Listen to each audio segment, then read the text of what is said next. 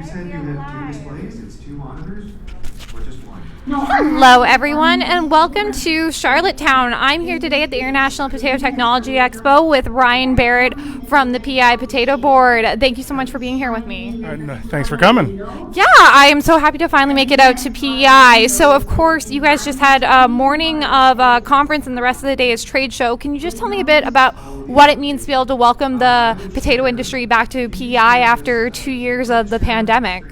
Well, it's really nice to be able to have the Potato Expo back. We've been able to have a few small grower meetings and things like that with, 20, 30 people, but to be able to have, a mostly full room and to have the trade show and everything and be able to get some out of province speakers and everything else, it's really nice to be able to get back to that.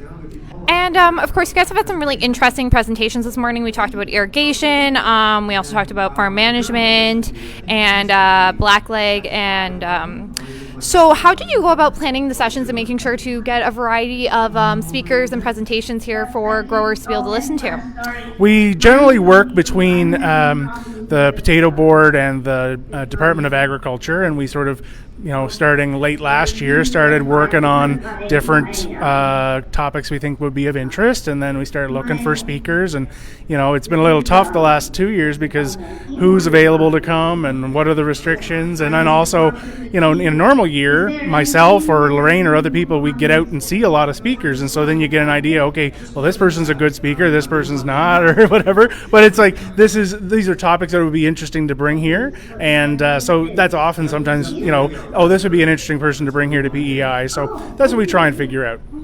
And of course, we have a day and a half left of fun here in Charlottetown. So what are you looking forward to as we head into the trade show and tomorrow's presentations? So we have the trade show opened at 11 today, and it's open till 7, so it's open a little bit later.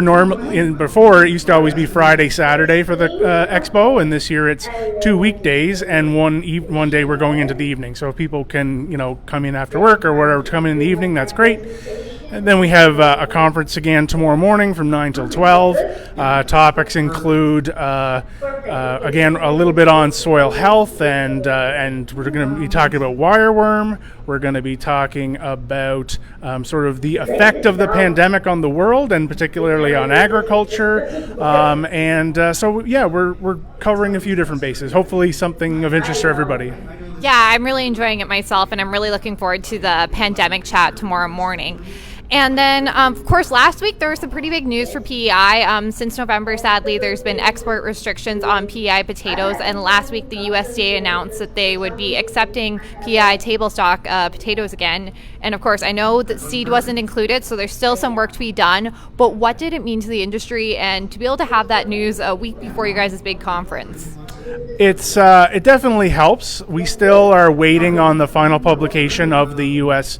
Federal order, or the revision to the federal order, and so until that's out, we've gotten very conditioned to not counting chickens before they're hatched in this province in the last 6 months. But we are cautiously optimistic, and hopefully between CFAA and APHIS we'll have some heads up as to when we think that's going to get published, so that we can then have the trucks ready to roll as soon as they can roll. And there's still a lot of table stock potatoes in PEI that can go south.